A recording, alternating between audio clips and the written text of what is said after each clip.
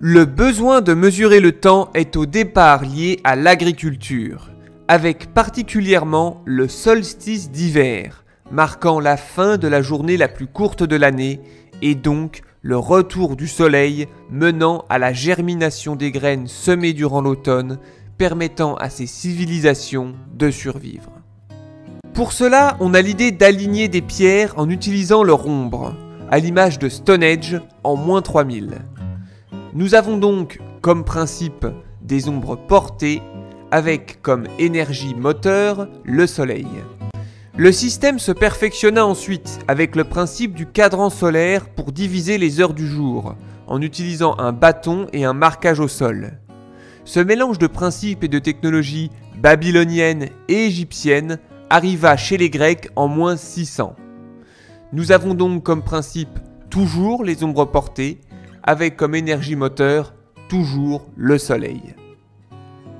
Mais le besoin de mesurer plus précisément le temps nous vient de la démocratie grecque. En effet, il fallait égaliser le temps de parole des politiciens. C'est ainsi qu'en -270, les Grecs utilisent la clepsydre, que l'on peut traduire grosso modo par « eau qui se dérobe ».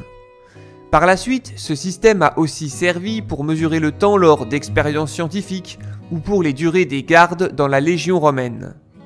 Le principal problème de la clepsydre était de parvenir à stabiliser le débit de l'eau.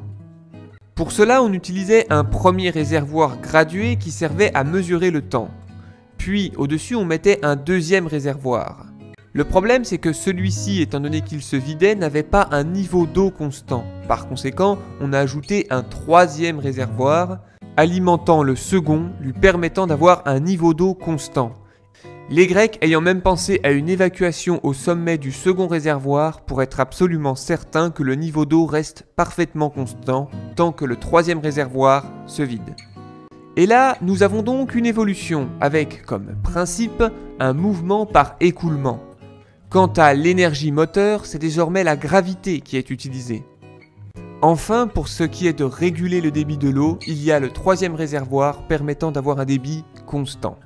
Ce système évoluera plus tard pour donner naissance à l'horloge à eau, où dans l'un des réservoirs on mettait un flotteur qui, poussé par la force de l'eau, activait un mécanisme rudimentaire. Ce principe de l'écoulement donna naissance au sablier au XIIIe siècle, en remplaçant l'eau par du sable très fin ou de la coquille d'œuf broyée. Grâce à ce composant de remplacement, plus de problème de débit. Le diaphragme au centre du sablier fait parfaitement le travail. Il faut juste que le sablier soit droit sans bouger. Il sera l'instrument de mesure du temps le plus répandu jusqu'au XVIIIe siècle, car le moins cher et il n'y avait pas besoin de plus de précision au quotidien. Nous avons donc comme principe toujours un mouvement par écoulement, avec comme énergie moteur toujours la gravité, et pour ce qui est de réguler le débit du sable, il y a le centre du sablier appelé diaphragme. C'est à la fin du XIIIe siècle que survint alors la révolution mécanique. À cette époque, les horloges hydrauliques sont assez fréquentes dans les monastères et les cathédrales. Elles permettent de signaler une heure particulière, comme le réveil par exemple. Ces machines de plus en plus sophistiquées se voient adjoindre des rouages et les premiers systèmes de réveil automatique, comme nous venons de le dire. Quant au mot horloge, il vient du latin horlogium, que l'on peut traduire littéralement par « qui dit l'heure ». Et c'est au XIVe siècle que l'on retrouve la mention des premières horloges 100% mécaniques, avec roue et balancier, dont celle de Richard de Wallingford, un mathématicien anglais qui a apporté d'importantes contributions aussi bien à l'astronomie qu'à l'horlogerie. Mais alors, comment ça marche ? On a l'idée d'utiliser un poids attaché à une corde, la corde étant enroulée autour d'un essieu. Nous avons donc désormais comme principe un mouvement qui se fait avec des rouages. Quant à l'énergie, c'est toujours la gravité qui est exploitée, prenant la forme d'un poids. Mais tout comme la clepsydre avec son troisième bac, ou le sablier avec son diaphragme, le mouvement doit être régulé. Et ce nouveau régulateur, devant rendre le mouvement de l'essieu le plus régulier possible, prend alors la forme d'une roue dentée qui tourne au rythme d'un balancier. qui, seconde après seconde, laisse échapper l'énergie du poids. La pièce maîtresse à l'extrémité du balancier s'appelant d'ailleurs très justement l'échappement. Et à chaque fois que l'échappement régule le mouvement, il rentre en contact avec la roue dentée fixée à l'essieu. C'est ni plus ni moins que l'apparition du tic et du tac. Résumons. Nous avons comme principe un mouvement par rouage, avec comme énergie la gravité prenant la forme d'un poids, puis grosse révolution avec le régulateur prenant cette fois-ci la forme d'un balancier de type pendule. Cette nouvelle technologie va alors commencer à se répandre en Europe. On trouve plus de 30 témoignages d'achat d'horloges mécaniques pour les monastères, les cathédrales et les demeures princières à des prix astronomiques.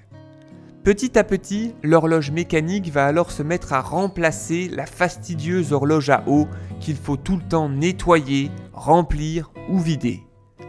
Ces premières horloges mécaniques ne possédaient pas de cadran. On ne les avait pas encore inventées. On peut dire qu'elles étaient aveugles. Le déclenchement de leur sonnerie devait s'effectuer à partir de chevilles situées sur une roue du mécanisme. Ce n'est qu'un peu plus tard qu'une innovation considérable bouleversera l'histoire de l'horlogerie. En effet, c'est à Milan, en 1336, qu'une horloge particulière est installée sur un clocher de la ville. Sa particularité, sonner les 24 heures du jour avec un nombre de coups correspondant à l'heure du moment. Cette façon de sonner automatiquement les heures, utile pour toutes les catégories de la population, est une véritable innovation. Ce nouveau principe de sonnerie sera le déclencheur de la diffusion des horloges sonnantes. Fortes de leur succès auprès des populations, les horloges sonnantes vont rapidement se propager. Les villes italiennes seront leur berceau dans la première moitié du XIVe siècle. Puis elles se répandront dans toute l'Europe au cours des 50 années suivantes. Bien entendu, n'oublions pas l'apparition du cadran pour visualiser les heures. Et figurez-vous qu'au commencement, c'était ni plus ni moins que le cadran qui tournait devant une aiguille fixe. Ce n'est qu'après que le cadran deviendra fixe avec l'aiguille se mettant au travail. La division du cadran en 24 heures n'était cependant pas très pratique pour lire et surtout compter les heures sonnantes. Le cadran se simplifiera avec des cadrans de 12 heures. L'horloge prenant alors place tout en haut des tours, des clochers et des beffrois, où elle sera visible et entendue de tous à travers toute l'Europe. Mais alors, pourquoi 24 heures ? Notre façon de calculer le temps remonte à l'antique Babylone, il y a environ 5000 ans. Les Babyloniens comptaient non pas à coups de 10 comme nous, mais par tranches de 12.